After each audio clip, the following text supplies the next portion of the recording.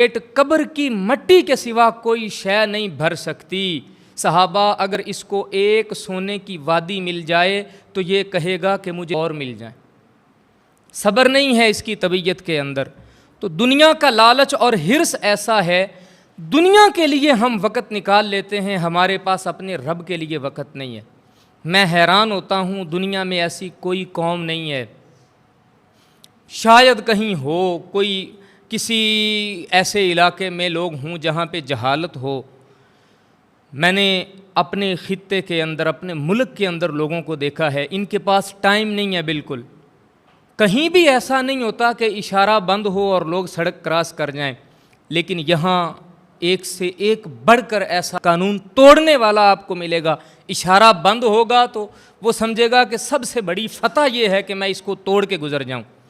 इतना भी वक़्त नहीं है कि वो इशारा खुलने का इंतज़ार कर सके। बहुत सारे मामलात में पेट्रोल पंप्स पे लड़ाइयाँ हो जाती, बैंकों के बाहर लाइनों में लड़ाइयाँ हो जाती, किसी बड़े स्टोर पर लड़ाइयाँ हो जाती। हर बंदा इस दौड़ में है कि मैं ज़रा आगे, मेरा काम जल्दी हो जाए।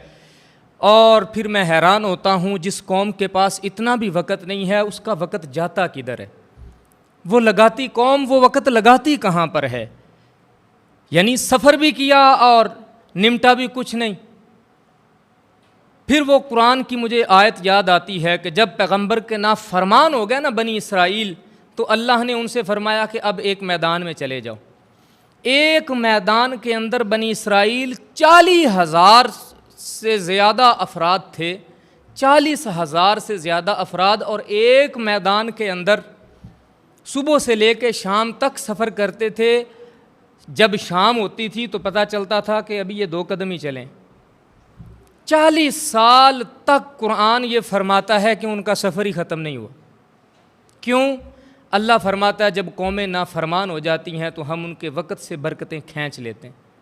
सफ़र उन्होंने किया है लेकिन सफ़र ख़त्म नहीं हुआ। 40 साल आप सोच सकते हैं, आँखों वाले इंसान हूँ, ज़िंदा चलते फिरते ताकतवर तरीन इंसान हूँ, और पैगंबर को दावे करते फिरते हूँ कि कौन सा अजाब है इन वजूदों पे जो असर करेगा। हमारे जुस्से नज़र नहीं आते आपको। उन लोगों के बारे में कुरान फरमाता है एक ही मैदान में 40 साल चक्कर काटते रहे, कोल्हू के बैल की तरह, बस चलना है, सफ़र नहीं कटना, एक ही जगह पे दौड़ लगी हुई है। यही हाल मेरी इस कौम का है। आप अंदाज़ा लगाइए, जुमे का दिन है, जुमे का दिन है और ये मुसलमानों की ईद का दिन है, और लोगों के पास इतना भी वक़्त नहीं है कि जुमे के खुतबे के लिए वक़्त पे तशरीफ़ ला सकें, पूरे टाइम पे कोई 2 बातें अल्लाह रसूल की सुन सकें, इतना भी टाइम नहीं है। तो अल्लाह ने इस कौम के वक़्त से बरकत खींच ली। नमाज पढ़ने के लिए इस कौम के पास टाइम नहीं है, लेकिन किसी कारोबारी मीटिंग के लिए 2 घंटे भी अगर किसी साहब का इंतज़ार करना पड़े तो ये कर लेते हैं। मस्जिद में बैठने की हमारी हालत ये होती है कि बार बार हमारा ध्यान सुई की तरफ होता है कि कब टाइम ख़त्म हो और कब हम जल्दी से बाहर निकल जाएं। हम दुनिया को कोई बेहतरीन प्रोडक्ट्स बना के दे रहे हैं, एक सुई हमसे बनाने वाली मशीन नहीं बनी आज तक, ठीक है। हमसे कोई अच्छा वाइपर बनाने वाली मशीन आज तक नहीं बनी है। जुगाड़ लगा लगा के हम काम करने वाले लोग हैं, लेकिन टाइम इस कौम के पास इतना भी नहीं है कि 2 मिनट इशारे पे रुक जाए। टाइम इस कौम के पास इतना भी नहीं है कि मस्जिद में जो है वो 2 मिनट पहले आ जाए जुमे के खुतबे के लिए। आखिरी 5 मिनट का इंतज़ार होता है, और वो भी इसलिए कि 5 मिनट पहले जाएंगे ताकि वज़ू खाने पे रश लगा होगा तो हो सकता है वज़ू करते करते कोई 5 मिनट लग जाएं, ऐन जमात के टाइम पे आके खड़े हो जाना है। और ये बहुत बड़ा एहसान करती है उम्मत मस्जिद के ऊपर कि जुमे वाले दिन सारी मस्जिद में आ जाते हैं। यानी रब के लिए टाइम इस कौम के पास है ही नहीं।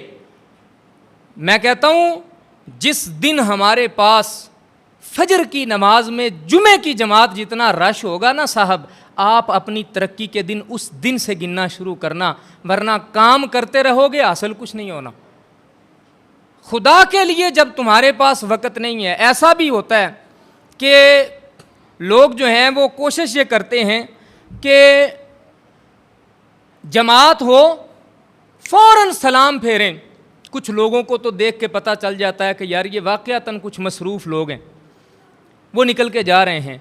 कुछ मेरे जैसे बिल्कुल वेले कोई काम नहीं होता, उनकी भी कोशिश होती है कि बस सलाम फिरे और फ़ौरन जो है वो नमाजियों का भी ख्याल नहीं करते कि पीछे कुछ मसबूक होते हैं जिनकी जो कुछ रकातें रह चुकी होती हैं, उनको भी आगे से गुजर के चले जाते हैं।